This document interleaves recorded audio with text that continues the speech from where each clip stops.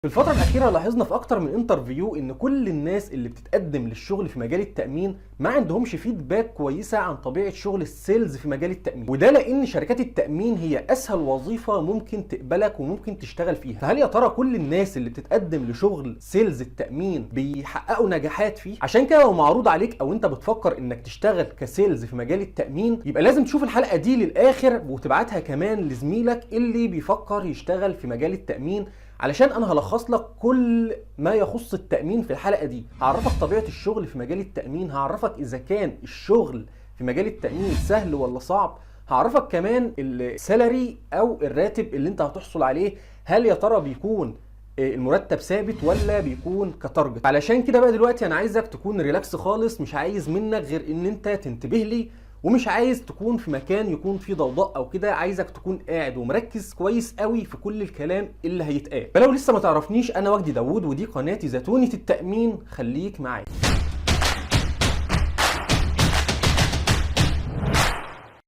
وعندما انت تلهو في موبايلك يقابلك كده بوست بالصدفه كده على الفيس او على منصه لينكد ان لو انت راجل روش شويه، ان في وظيفه شغل كسيلز في مجال التأمين في شركه تأمين ايا كانت الشركه.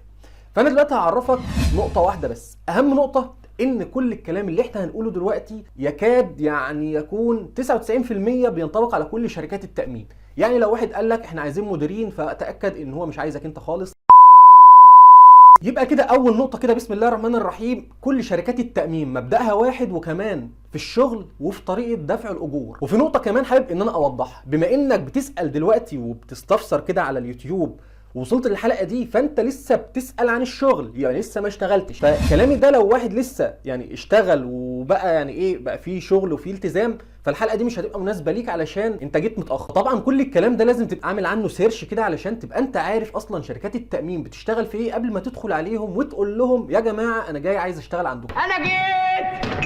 وده طبعا لان بيقابلني ناس كتير في اي انترفيو ما تعرفش اصلا حاجه عن تاريخ الشركه اللي هم جايين لها، ولا يعرفوا اصلا غير اسمها. يعني في ناس كمان ممكن ما تعرفش اسمها بالظبط. فنصيحتي ليك او ليكي، اعتبروا ان الشركه ديت قبل ما تروح لها وتقدم لها، اعتبر ان هي عروسه يا عم، ورايح ان انت تعرف عنها اي تفاصيل، فتعرفها من بره قبل ما تروح لهم وتتدب. طيب ندخل بقى على الخطوه الثانيه وندخل في الجد شويه. طيب شركه التأمين دي بقى بتقدم خدمه ايه بالظبط؟ بص يا فندم، شركات التأمين مجالاتها كتير قوي. يعني في شركات مثلا بتقدم تأمين على الحياة، في تأمين ممتلكات، في تأمين سيارات، وفي تأمين طبي، الميديكال طبعا مجاله كبير قوي، وفي تأمين بحري. في شركات بتقدم خدمة واحدة من دي، وفي شركات بتقدم أكتر من خدمة. وفي كمان نوعين اتنين من الشركات في التأمين كله. في شركات اللي هي الديفلوبرز، يعني الشركة اللي هي ايه، اللي هي المطورة وبتقدم المنتج منها لنفسها، يعني منها للعميل على طول.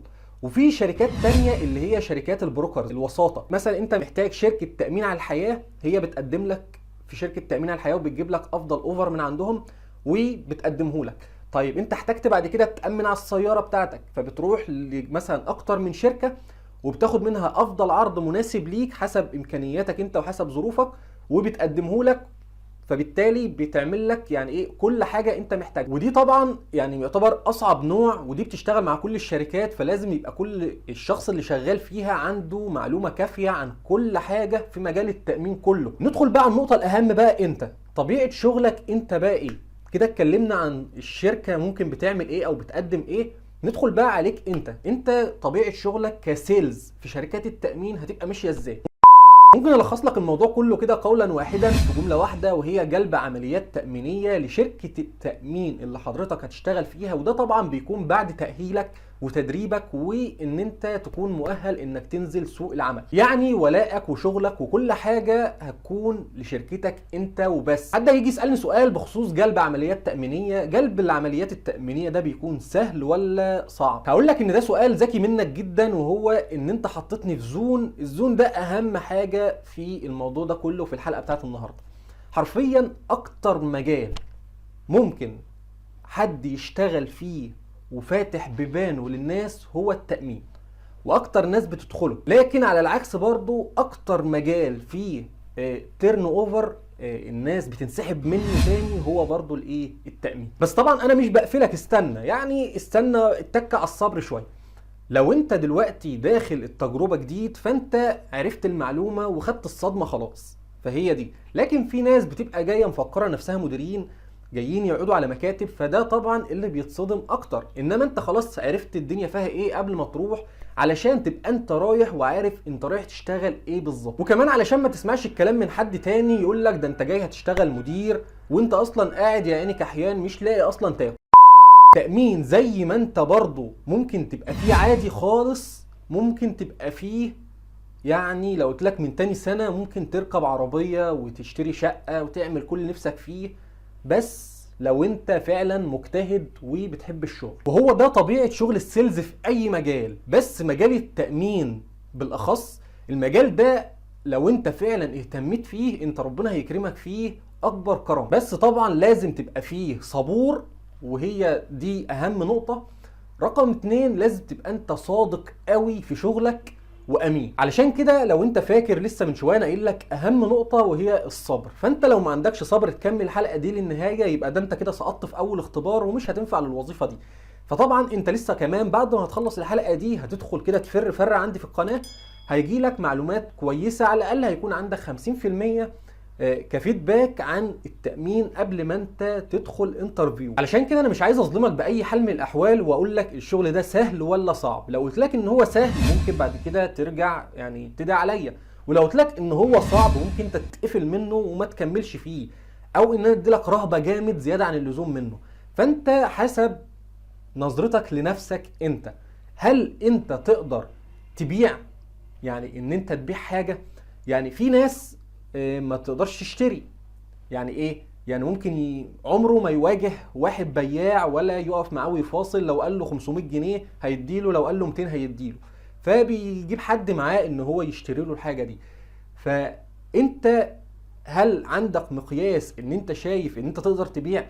فلو في واحد مش قادر يشتري، هل في حد مش هيقدر ان هو يشتري ويقدر كمان يبيع؟ فاحسها ان هي ممكن صعبه. في نقطة بقى الأخيرة وهي ديت أهم نقطة، طبعا كله بيدور على الفلوس. خلينا متفقين، أنت بتشتغل ليه؟ علشان الفلوس، وأنا بشتغل ليه؟ علشان الفلوس، وباباك بيشتغل ليه أو باباكي؟ علشان الفلوس. فطبعا لازم أنت تسأل فيها، ودي نقطة مش عيب خالص. لازم حتى لو أنت دخلت الانترفيو يبقى انت عندك معلومه سابقه عن الراتب. اولا كده لازم تبقى انت فاهم ان انت كل اللي انت هتقبضه عمولات وبس. يعني في بعض الشركات المحترمه مثلا ممكن تكون بتدي مرتب، بس المرتب ده يكاد يعني ما يتعداش 20% من قيمه اجمالي المرتب اللي حضرتك هتقبضه. وفي شركات مرتبها بيكون مرتبط اصلا بالعمولات، يعني لو انت حضرتك عامل عمولات كويسه تاخد المرتب، مش عامل ما تاخدش. في شركات بتدي كمان، في شركات ما بتديش خالص، ما بتديش غير عموله وبس. يعني لو انت حضرتك وقعت بالغلط كده في شركه وساطه في الاول وانت لسه بتبتدي، انت مش هيبقى في حاجه تاخدها غير العموله وبس. طيب ده يدخلنا بقى على سؤال تاني كويس برضو، انا عارف ان في واحد نفسه يساله، وهو العموله دي باخدها من مين؟ من الشركه ولا من العميل؟ بص يا فندم، انت مالكش دعوه بالعميل في اي حاجه نهائي. حتى برضو لو اللي بيسمعني دلوقتي عميل، انت ما بتجبيش على اي حد في شركات التامين. يعني انت كده كده ليك مبلغ تأمين، وليك نهاية المدة بتاعتك بتاخد مبلغ تأمينك بأرباحك دي، انت مالكش دعوة بأي حاجة تاني. فانا بتكلم دلوقتي مع الوسيط اللي هيشتغل او ايا كان المسمى اللي هيتقال. انت تعاملك كله مع شركة التأمين بتاعتك حسب اللوائح والقوانين اللي فيه. عشان بقى نكمل النقطة دي للنهاية، هتسألني انت كمان سؤال، هتقول لي طب القبض بالعمولة بيكون ميزة ولا عيب؟ ده على حسبك انت. يعني انت شخص بتحب تشتغل كتير وعايز مقابل، هتلاقي ان القبض بالعمولة ميزة. طيب انت راجل شغلك قليل وما بتحبش الشغل، يبقى اكيد الوظيفة مش بتاعتك. برضو خلينا متفقين، القبض بالعمولة ملوش سقف، فبالتالي لو انت بتاخد عمولة مثلا ايا كان رقمها او نسبتها او ايا كان، لو مثلا 20% فال 20% بتاعتك زادت. طيب لو انا باخد مثلا مكافأة، يعني كلام الشغل الزيادة كله بيجيب معايا فلوس زيادة الحمد لله.